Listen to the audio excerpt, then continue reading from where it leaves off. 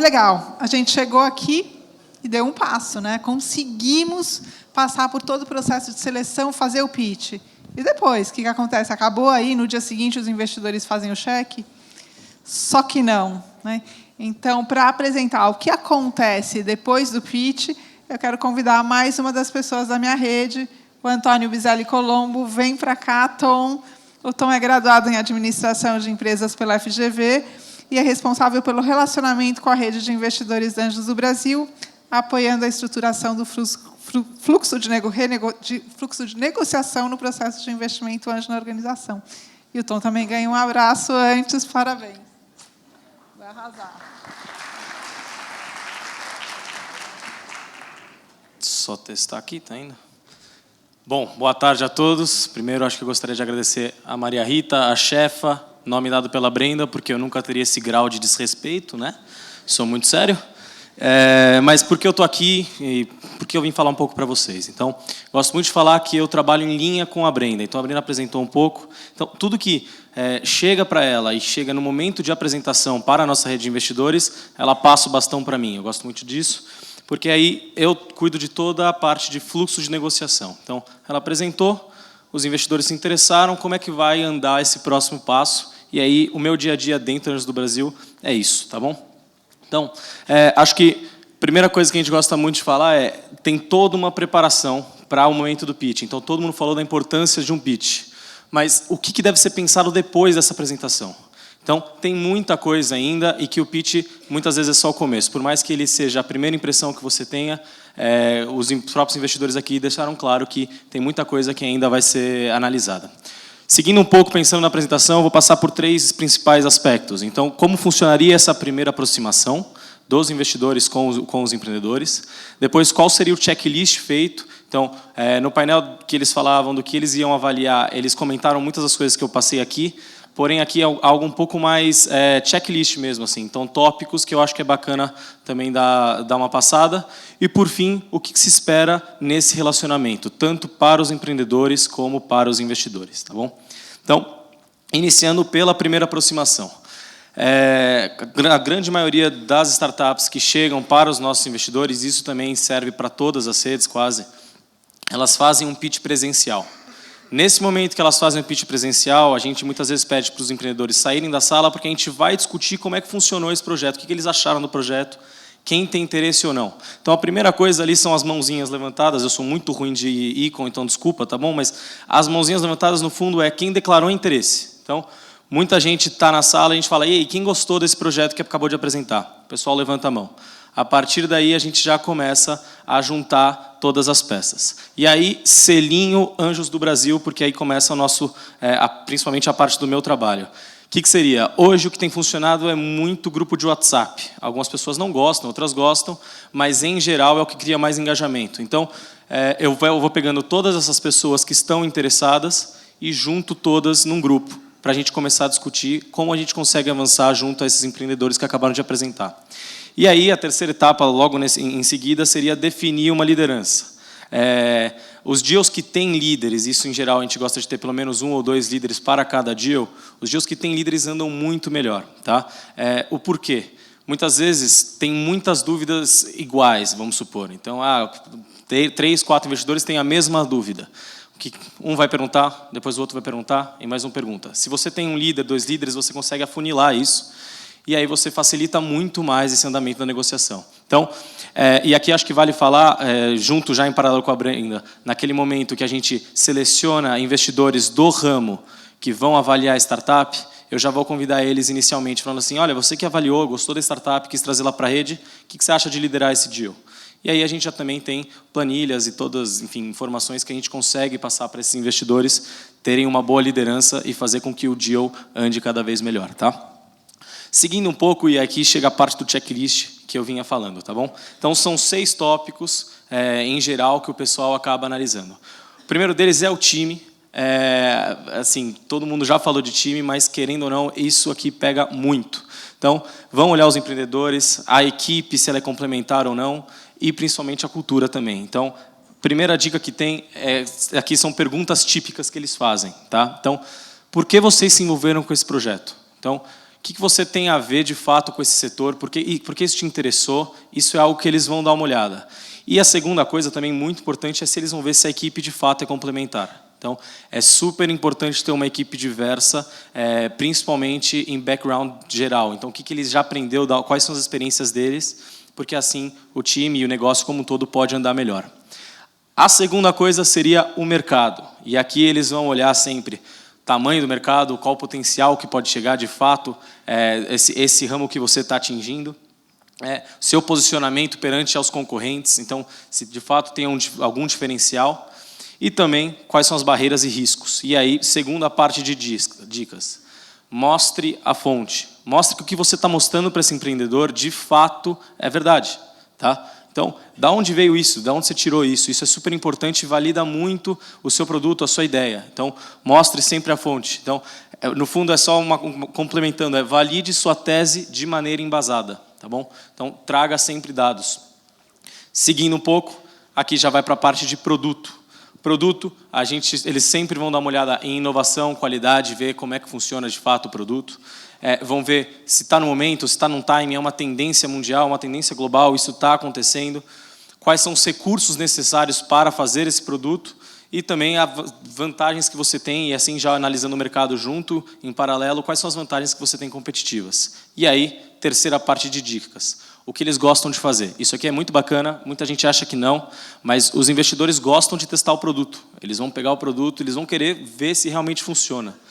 E uma dica interessante, que alguns deles gostam de consultar os clientes. Então, às vezes é bacana você já chegar falando assim, olha, meu produto faz isso, eu tenho tal cliente. Quer conversar com eles? Ver se realmente esse produto é legal, funciona, se soluciona uma dor de fato do mercado para eles. Então, são duas coisas que eles gostam de fazer muito, ver cliente e testar o produto como um todo. Tá?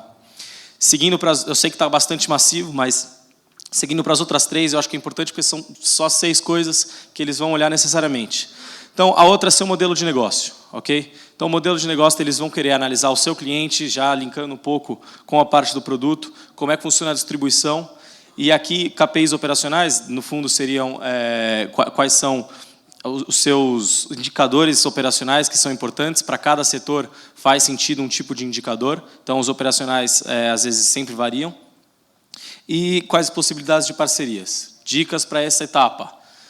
Validade de seus números e do modelo do negócio. Tá? Então, mostra para ele que os seus números que você está apresentando ali, eles de fato têm base, então eles funcionam. E aí vai ser sempre planilha. Essa parte já começa a ser planilha. Tá? Então, isso precisa, para algumas pessoas isso parece um pouco banal, mas precisa de planilha com dado, e eles vão, de fato, ver se seu modelo de negócio funciona, ele consegue rodar, ele consegue sustentar a partir desse momento. E isso vai seguir para outra etapa, que é a análise financeira. Então, eu já vou até colocar a dica aqui, porque também vão ver planilha. Tá? Essa parte também vai vir com planilha, mas eles vão olhar agora os KPIs financeiros. Tá?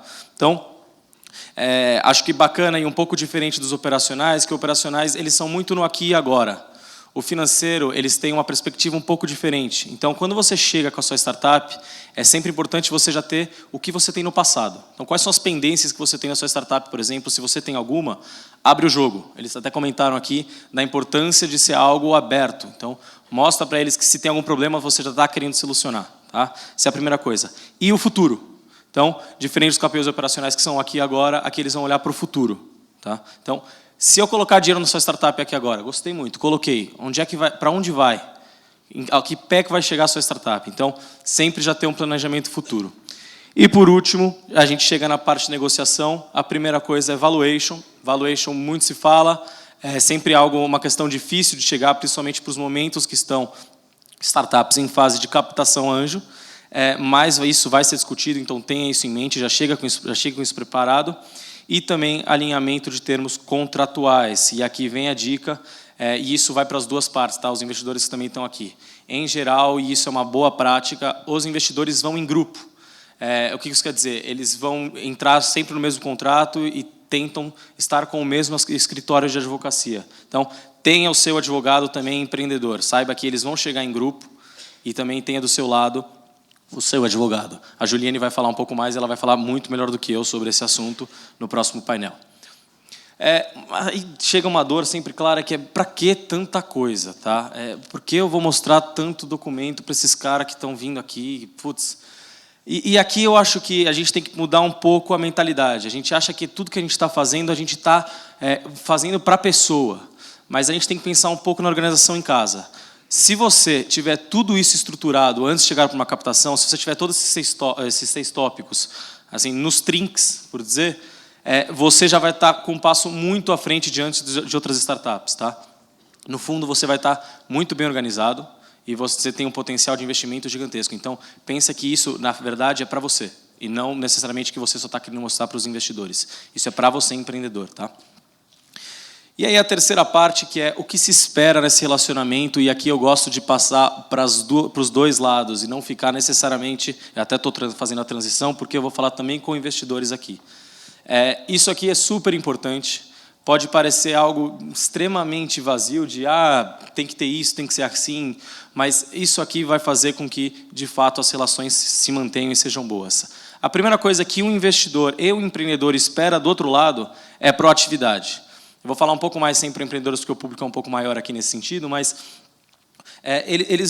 o que um investidor, quando ele pede alguma coisa, ele quer que você demonstre algo de fato. Então, se ele vai conversar com você, ele quer que você responda ele na hora. Ele está querendo ver você agir, ele quer que você mostre para ele o tempo inteiro que você vai fazer o negócio dar certo. Então, a primeira coisa seria a proatividade, e que, em contrapartida, a pouca iniciativa é ruim. Então, se você chama o empreendedor um dia, ele responde no dia seguinte, ou ele não faz uma coisa ou outra que você tinha pedido, isso começa a se desgastar e acaba sempre, enfim, encrencando um pouco na negociação. Já entrando um pouco nisso, velocidade e planejamento, acho que são duas coisas que andam em paralelo. Qual que é a ideia? Muitas vezes você vai pedir esses documentos, os investidores vão pedir documentos aos empreendedores e fala assim, putz, eu queria uma planilha financeira XPTO. Qual que é a ideia disso? E o que eu estou querendo trazer aqui é que muitas vezes eles falam, tá bom, eu te dou semana que vem. E não dá. Putz, isso é assim, matador. Assim, se planeje. Então, não seja descompromissado, não seja desorganizado. Isso também serve para o lado dos investidores.